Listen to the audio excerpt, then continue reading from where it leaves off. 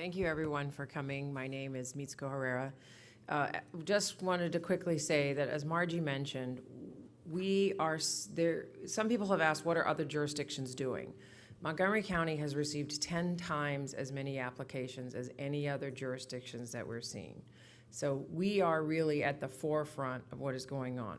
We are looking at other jurisdictions to see how they've handled matters of being paid to install facilities in the public rights of way, how they are handling leases to use county properties, particularly street lights and poles and maintenance of that. And in the back of the room, what you'll also see is there's an excerpt from there from the Federal Code 47 USC 332. Those are mobile services.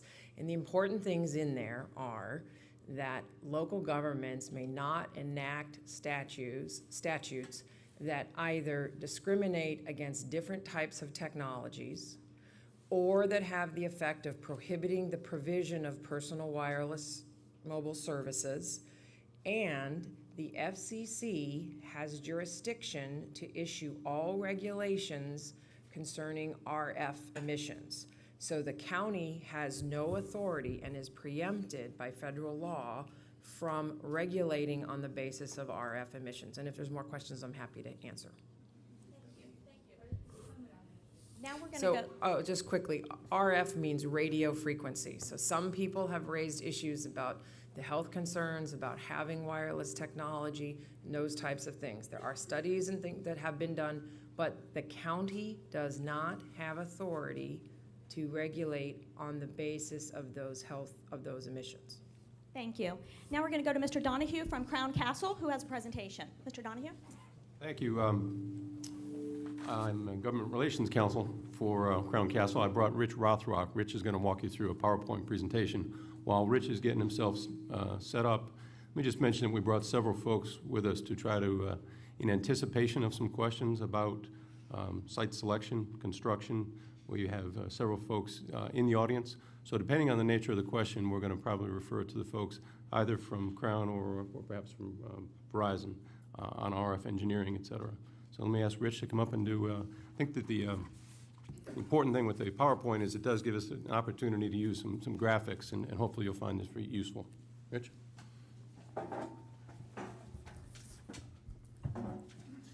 Thank you, Ed.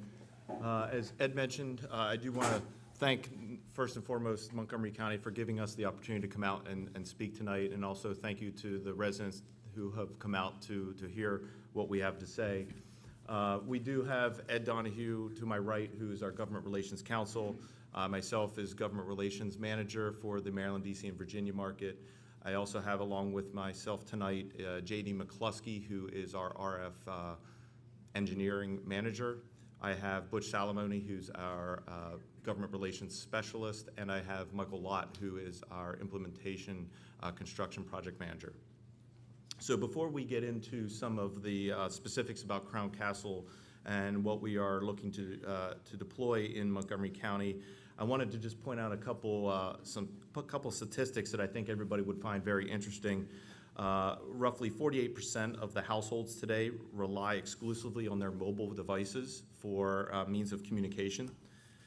Video is projected to be upwards of 75% of the mobile data usage by the year 2020. And today, as it stands, 70% of the 911 calls that are received from a municipality are from wireless devices. So some pretty interesting and staggering numbers, considering the amount of time that wireless has been part of our integral lives. Moving to the next slide, just a little background on Crown Castle specifically. Crown Castle was established in 1994 and is headquartered in Houston, Texas. We are listed on the New York Stock Exchange and part of the S&P 500. And as you can see, we have a pretty substantial portfolio, which really boils down to we are a stable partner that's here for the long haul. We have intentions of operating in Montgomery County and being a good partner with the county and the residents for years and years to come. Moving to the next slide, when we talk about DAS and small cell in general, just to give everybody an idea of what we are currently operating across the country, we have 18,000 small cell and DAS nodes deployed today across the continental U.S. that is supported by, DAS, excuse me, is a distributed antenna system. That is supported by roughly 17,000 miles of fiber optic cable, providing that fast connectivity back to the central hub locations.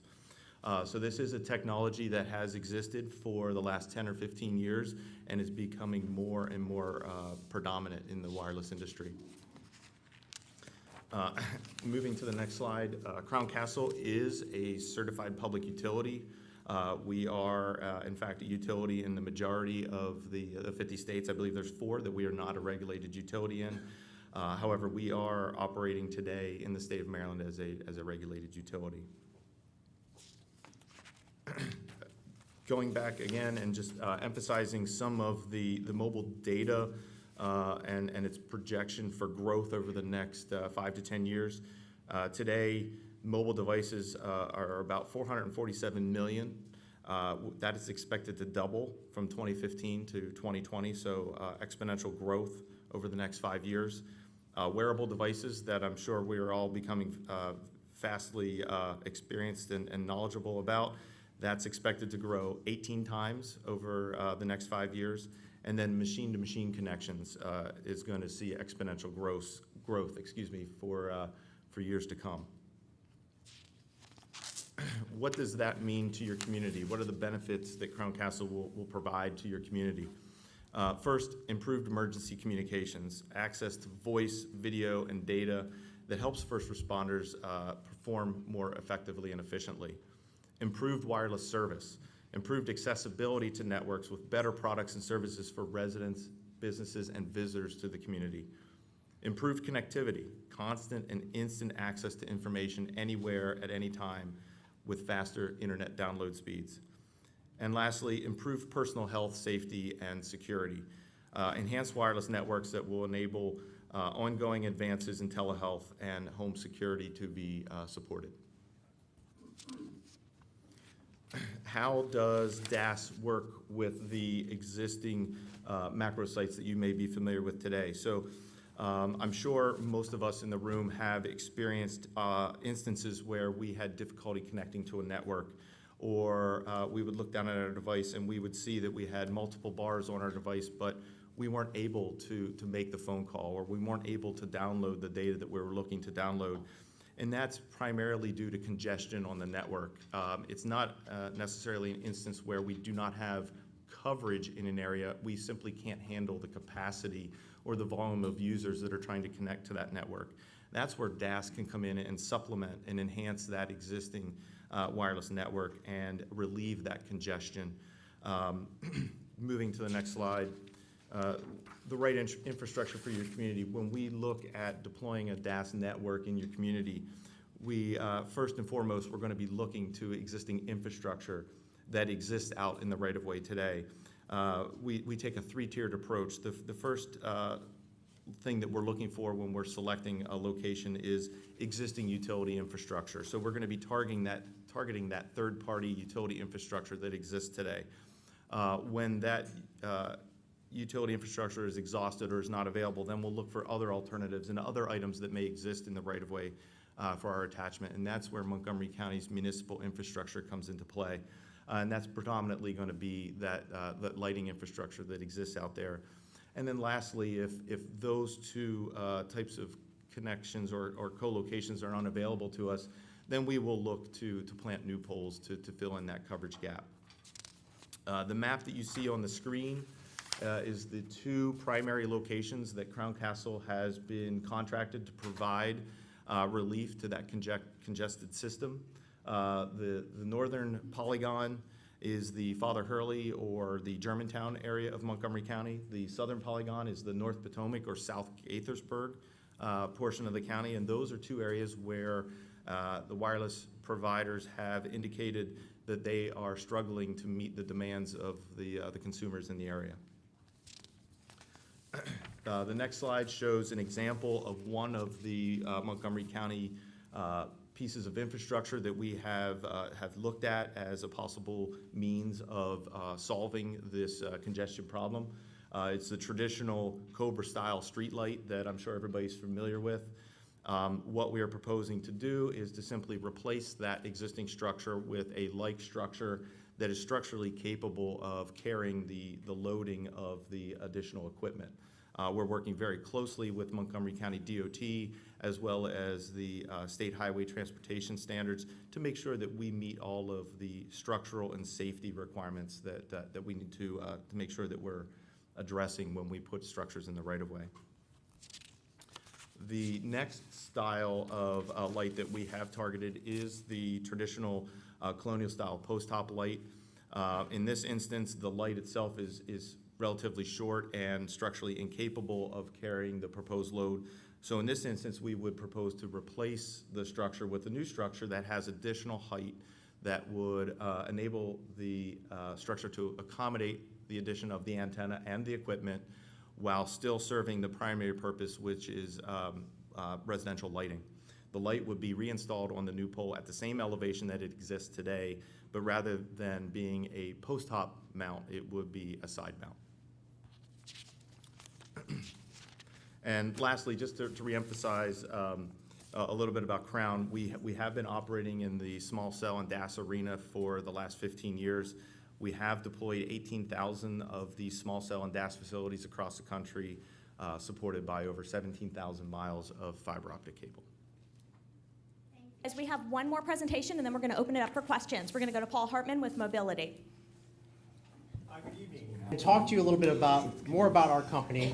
Many of you may not be familiar with Mobility, and a little bit more about our national deployment of our wireless solutions. While that's loading up, Mobility is a global provider of wireless solutions. Our company funds, designs, builds, operates, and maintains our wireless infrastructure facilities across the country. We currently are in the process of deploying a national network of over 70,000 facilities across the country. The objective of this network is to bring us into the next arena of data deployment and data connectivity. As our colleagues from Crown had pointed out, this is an emerging technology when we're talking about small cell technology and the ability to increase and densify our ability to provide data in high usage areas. Mobility provides a number of different solutions when it comes to data connectivity and voice. We have distributed antenna systems, we have small cell, we have Wi-Fi. We have done a number of projects across the country focusing on specific venues. We have done the distributed antenna systems at Churchill Downs. Just think of 350,000 people in one day trying to use their phones, trying to place automatic bets, trying to take pictures, trying to share that information back out. That is an enormous amount of data needs for one central location. So our company has provided solutions to those data demand needs in specific locations, and now we are working on providing increased data connectivity nationwide. Can we go to the next one?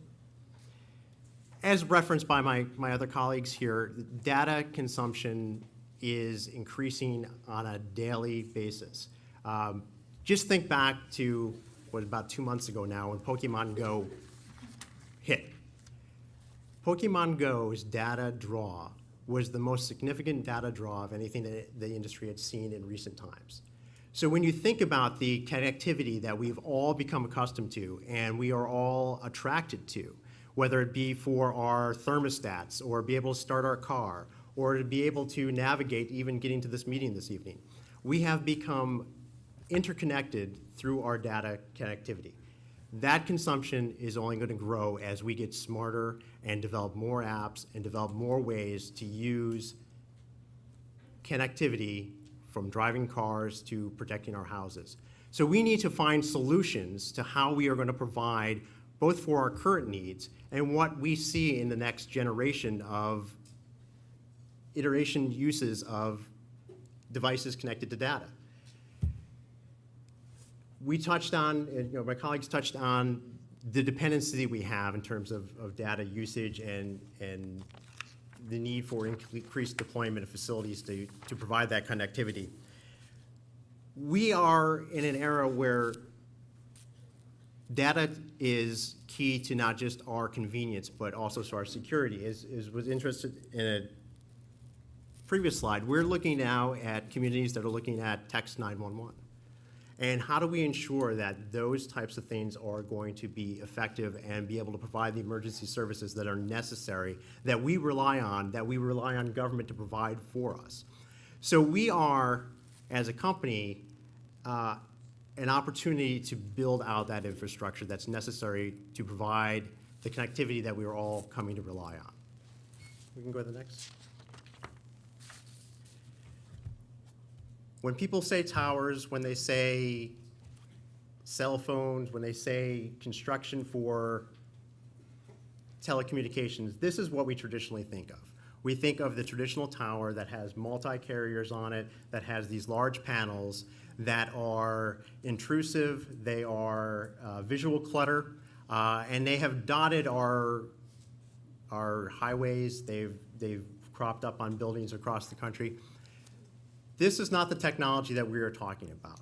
This is technology that we are able, through the deployment of small cell technology, to begin to move away from. We have customers of ours that are now looking for the opportunity to get off of those large towers that you have all struggled with over the years on how to site them, how to manage them, how to deal with visual clutter, how to essentially disguise those types of facilities whenever possible. We've all seen the Frankenpines or the Frankentrees. We have advanced the technology to the point where those are not the types of facilities that we talk about today. And we love the opportunity to come in tonight and show you on the next slide what these facilities are. You saw some of the facilities that Crown had indicated. These are actual facilities that are in place. The one on the left is an attachment in Los Angeles, California. And the one on the right is a single small cell pole that we have installed in Atlanta, Georgia. You can see that we have developed the technology to be able to provide the data connectivity in a fashion that is much less intrusive, it's streamlined, it is designed to deliver the maximum density capacity deployment while trying to mitigate the impact on communities. So this is current applications. You'll see different versions of it. Crown talked a little bit about the attachments on existing facilities in terms of light poles and other assets within the community. Mobility is looking at the same opportunities. We are looking to see where we can find existing facilities to attach to put equipment on that will provide the relay of that data information without having to have too tremendous of an impact on the communities. Just a couple more simulations of facilities that could be located in communities throughout Montgomery County. You'll see, again, the light pole version of the facility. You'll also see the traditional wooden utility pole that has an antenna and the communications equipment placed up on the top of the pole. Our deployment is two-phased. We have the small cells that you had the opportunity to see just recently, and then we also have what we call our transport facilities. These are two different types of structures. They do have two different purposes. The transport is exactly what it sounds like. It is the key component to communicate with the smaller small cells. So if you can think about it in one way, if we think of coverage, and you see all these maps on TV of all the different carriers that talk about their coverage and the dots and the rings. Think about a large flashlight that you hold up. And when you hold that up high, you get large coverage, but you kind of get dispersed light. When you have small cells, you have smaller flashlights that go around that larger flashlight. So you're densifying the amount of light in a smaller region. The communications between that larger transport facility and those smaller small cells that are the relays of the data and the information in a concentrated area. So while you're walking down the street and you're following your Google Maps, you're able to go block by block by block and not lose the ability to know where you are in the neighborhood. That's the purpose of a small cell deployment, is to ensure that we have that connectivity that flows through a community, and our community right now is globally. We want to make sure that across the country, as you're driving down the highway, that data is going to follow you, and you're going to be able to use your communications devices and anything else that's connected in your car, whether it be Pandora or anything else. We are a company that uses a wireless system. We are able to communicate between our transport facilities and our small cell facilities wirelessly. Now, what's the benefit to that? We have less impact on the communities because we're not going through street cutting and laying fiber. We have less visual clutter because we have less aerial connections between facilities. The technology is more easily upgradable when it is above ground and attached to a single pole structure. And it increases our connectivity amongst the system. So there are a lot of benefits to the design of our specific facilities. Just real quickly, any company that comes before a community is going to want to talk about things that are important to community budgets, as well as area workforces. Our planned deployment in Montgomery County over the next couple of years will generate, through a series of different activities associated with it, nearly an $18 million investment in this community. It is not a huge economic development program, but it is real financial investment in Montgomery County through things like field surveys, permit applications, material and equipment logistics, the actual physical construction of these facilities, and making sure we are I can't say the word, that we are making the system work properly. I know the word in my head, but it doesn't come out the mouth. Optimize. Thank you all. And of course, there are, a relative handful of associated workforce opportunities that come with that. It's not by any means blow your socks off, but there are some real workforce implications. So once again, we are thankful to be here tonight and have the opportunity to talk about mobility, who we are, what we're looking to do, and more importantly, answer your questions about how we plan on engaging with Montgomery County and your local jurisdictions to ensure that our operations are providing you good service, that you are getting optimal data connectivity in your communities, and that we are not a burden to you, both in our deployment and in our physical presence for years to come. So thank you. We look forward to your questions.